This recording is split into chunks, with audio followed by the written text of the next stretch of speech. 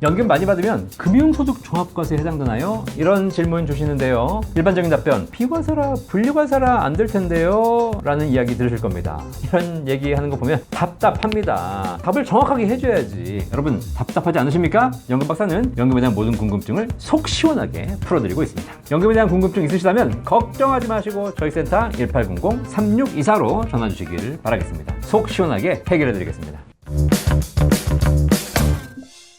안녕하세요. 연금박사 이영주입니다. 요즘 대한민국 국민들의 금융자산이 증가하고 있습니다. 그 과정에서 금융소득도 증가하고 있죠. 그러다 보니까 금융소득 종합과세에 해당되시는 분들이 늘어나고 있습니다. 따라서 자연스럽게 내가 가입한 상품은 금융소득 종합과세가 되는 것인지, 금융소득 종합과세를 안 당하려면 어떻게 됩니까? 라는 문의도 늘어나고 있습니다. 일단 금융소득 종합과세에 해당이 되면 세금을 더 많이 내셔야 되죠. 합산과세되기 때문입니다. 그리고 ISA나 국민성장펀드 같은 국가가 지원하는 상품에 가입할 수 없습니다. 자, 그러다 보니까 연금에까지 불똥이 튀었습니다. 연금 많이 받으면 금융소득 종합과세에 해당되나? 라는 질문도 주십니다. 이 질문에 대해서 연금 전문가들도 애매모호하게 답변하죠. 안 될 것 같은데요. 분리과세, 비과세라서 안 되는 거 아닙니까? 라고 답변하는 경우도 있습니다. 그리고 연금을 연간 2천만 원까지 혹은 연간 1,500만 원 이하로 받으면 괜찮습니다. 이런 얘기도 있습니다. 도대체 뭐가 맞는 거고 뭐가 틀린 건지 알 수가 없네요. 자, 이렇게 yes or no로 답변하는 건 연금박사가 제일 싫어하는 겁니다. 되면 왜 되고 안 되면 왜 안 되는지 정확히 알아야죠. 우리가 답만 알면 뭐 하겠습니까? 원리부터 이해해야죠. 연금 받을 때 금융소득 종합과세에 해당이 되는지 안 되는지, 그리고 어떤 경우에 해당되는지 지금부터 정리해 드리도록 하겠습니다. 연금 박사에게 물어보면 속이 빵 뚫립니다. 금융소득 종합과세가 뭔지부터 살펴보죠. 금융소득 종합과세란 개인별로 1년간 금융소득이 2천만 원을 넘어가시는 경우에 그 초과액에 대해서 다른 소득과 합산과세하는 것이 금융소득 종합과세 제도입니다. 연간 금융소득이 2천만 원 이하이게 되면 15.4% 분류과세로 종료됩니다. 끝난 거죠. 더 이상 세금 낼 게 없습니다. 자, 그런데 연간 금융소득이 2천만 원을 초과하게 되면 전액이 아니라 초과분에 대해서만 종합과세 되는 제도입니다. 초과분만 세금 내면 되는 것이니까 큰 차이 없겠네 라고 생각하시겠지만, 일단 금융소득 종합과세에 해당된다는 이야기 자체가 우리나라에서 수많은 자격을 박탈당하게 되는 것이죠. 여기서 그러면 금융소득이란 게 무엇인가를 알아볼 필요가 있습니다. 금융소득이란 이자와 배당소득을 의미합니다. 우리나라에는 총 8가지의 소득이 존재합니다. 이자, 배당, 사업, 근로, 연금, 기타, 그리고 양도, 퇴직소득, 이렇게 8가지의 소득이 있습니다. 이 8가지 소득 중에서 이자와 배당소득만 금융소득으로 보고 있는 겁니다. 여러분들이 은행에 예금 적금해가지고 이자를 받으시는 경우, 혹은 채권을 사서 이자를 받는 경우, 그 다음에 주식을 사서 배당을 받는 경우, 이런 경우를 금융소득이라고 하는 것이죠. 자, 그렇다면 이 금융소득에 해당 안 되는 게 뭐죠? 일단 사업소득 안 됩니다. 임대소득도 해당되지 않습니다. 임대사업소득이기 때문에. 연금소득? 연금소득은 연금이지 금융소득이 아닙니다. 기타 소득도 아닙니다. 주식을 팔아서 매매 차익이 생겼다? 양도소득이기 때문에 이 마찬가지 금융소득에 포함되지 않습니다. 일반적으로 연금이나 주식 매매 차익 이런 거는 금융소득 아니야? 라고 생각하시는데 아닙니다. 금융소득이란 이자와 배당이죠. 주식을 가지고 있으면서 배당을 받았다. 금융소득입니다. 하지만 주식을 팔아서 매매 차익이 생겼다? 이거는 금융소득이 아니죠. 실제 예를 한번 들어보도록 하겠습니다. 만약에 여러분들이 받게 될 이자와 배당 소득이 연간 2천만 원 이하라면 금융사에서 여러분에게 예적금 이자, 주식에 대한 배당을 지급할 때 15.4% 원천 징수하고 종료합니다. 우리나라는 금융소득에 대해서 15.4% 원천 징수 제도를 가지고 있습니다. 만약에 여러분이 받게 될 이자 배당이 연간 2천만 원을 넘어서 연간 3천만 원이 된다면, 일단 금융회사에서 3천만 원을 지급할 때 15.4%의 세율을 원천 징수하고 지급합니다. 3천만 원에 해당하는 15.4%는 이미 납세를 완료한 거죠. 그런데 금융소득이 연간 2천만 원이 초과됐기 때문에 초과분 1천만 원에 대해서 여러분이 종합소득 신고할 때 신고하셔야 되고요. 그리고 다른 소득과 합산해서 누진과세가 되겠죠. 금융소득 종합과세 합산된다 하더라도 소득이 원래 적으신 분들이나 다른 소득이 없으신 분들은 낮은 세율을 적용받게 될 겁니다.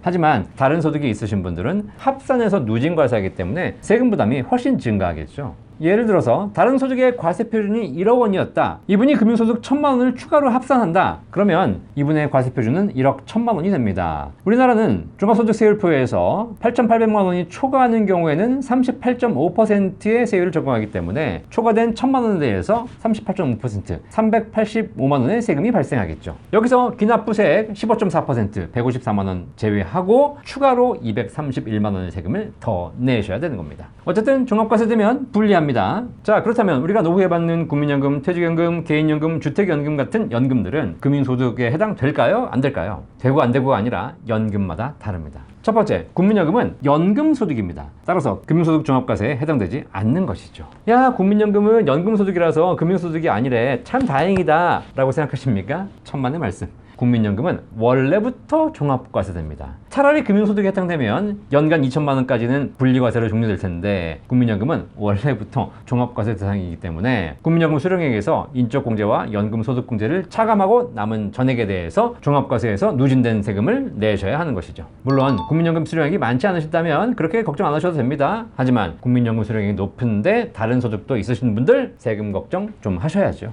퇴직연금은 어떨까요? 퇴직소득은 금융소득 아닙니다. 그리고 퇴직소득은 종합과세 대상도 아닙니다. 분류과세 대상이기 때문에 퇴직소득만 별도로 따로 떼서 세율을 계산하는 것이지 종합과세되지 않습니다. 물론 퇴직소득이 많다면 세율이 올라가겠죠? 하지만 퇴직소득이 적고 근속기간이 길다면 퇴직소득에 관련된 세금은 그렇게 걱정하실 필요가 없겠습니다. 종합과세 걱정도 하실 필요가 없겠습니다. 그렇다면 개인연금은 어떨까요? 개인연금 종류에 따라 다릅니다. 개인연금 중에서 연금저축, IRP 같은 연금계좌는 원칙적으로 연금소득입니다. 따라서 금융소득에 해당되지 않습니다. 그리고 연간 1,500만 원 이하로 수령하게 되면 연금소득이 되고요. 연간 1,500만 원을 초과해서 수령하게 되면 전액 다 기타 소득이 됩니다. 둘 다 금융소득에 해당되지 않고요. 둘 다 분리과세가 가능합니다. 따라서 연금저축, IRP 같은 연금계좌에서 연금으로 수령하시는 분들은 얼마를 수령하든 분리과세 선택할 수 있기 때문에 종합과세 걱정은 하실 필요가 없겠습니다. 자, 그렇다면 개인연금 중에서 연금보험은 어떨까요? 연금보험은 소득세법 16조에 따라서 저축성보험으로 분류됩니다. 그리고 이 저축성보험에서 발생한 보험 차익은 전부 이자소득으로 봅니다. 이자소득이기 때문에 당연히 금융소득에 해당되는 것이죠. 여러분이 보험사에서 연금보험을 가입하셔서 발생하는 수익에 대해서는 전부 이자소득, 금융소득에 해당됩니다. 자, 그렇다면 연금보험에서 받으신 수익에 대해서는 금융소득 종합과세에 해당될까요? 이 부분에 대해서는 따져볼 필요가 있는 것이죠. 여러분이 비과세 조건으로 연금보험을 가입하셨다면 소득에서 제외됩니다. 따라서 소득 자체가 아니기 때문에 금융소득 종합과세에 해당되지 않습니다. 하지만 연금보험을 가입하면서 과세로 가입했거나 혹은 비과세로 가입했지만 가입 중에 비과세 조건을 어겼다면 나중에 해지하거나 연금 탈 때 이자소득으로 보게 되고 금융소득에 포함됩니다. 여러분이 받게 될 이자소득이 연간 2천만 원이 안 되신다면 당연히 원천징수로 종료되겠지만 만약에 연간 2천만 원을 넘어서 연금을 받으시게 된다면 이 금액에 대해서 금융소득 종합과세에 해당되겠죠. 따라서 연금보험은 금융소득 종합과세에 해당되냐 안 되냐를 보기 위해서 비과세 조건에 해당되느냐를 보는 것이 가장 중요합니다. 최근에 변액연금보험 가입하신 분들 중에서 주가가 오르면서 적립금, 수익이 늘어나신 분들이 굉장히 많습니다. 자, 이분들 비과세로 알고 가입하셨을 겁니다. 하지만 이분들이 중간에 혹시라도 중도 인출을 했거나 너무 큰 금액을 가입했다면 비과세 조건이 깨질 가능성이 있습니다. 자, 이분들은 나중에 목돈 찾거나 연금 탈 때 이자소득세를 내셔야 되는 것이고 그 금액이 연간 2천만 원 초과된다면 초과된 금액에 대해서 전부 다 종합과세에 해당되실 겁니다. 자, 이제 남은 연금은 주택연금이죠. 주택연금은 대출입니다. 담보대출이기 때문에 소득이 아니죠. 주택 자체의 세금이 부과될 수는 있지만 주택연금에는 소득이 아니기 때문에 세금이 부과되지 않습니다. 걱정하실 필요 없겠습니다.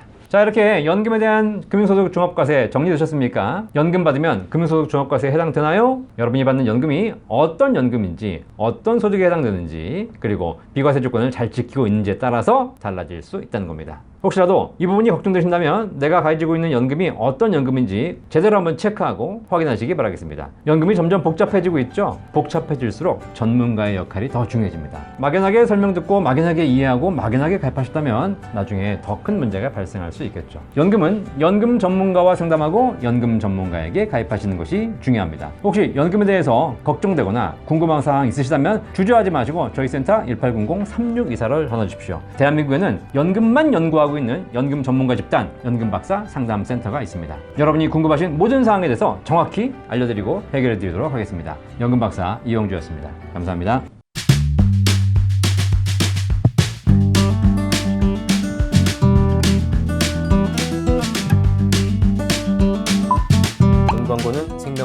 광고 심의 기준을 준수하였으며 유효기간은 심의일로부터 1년입니다.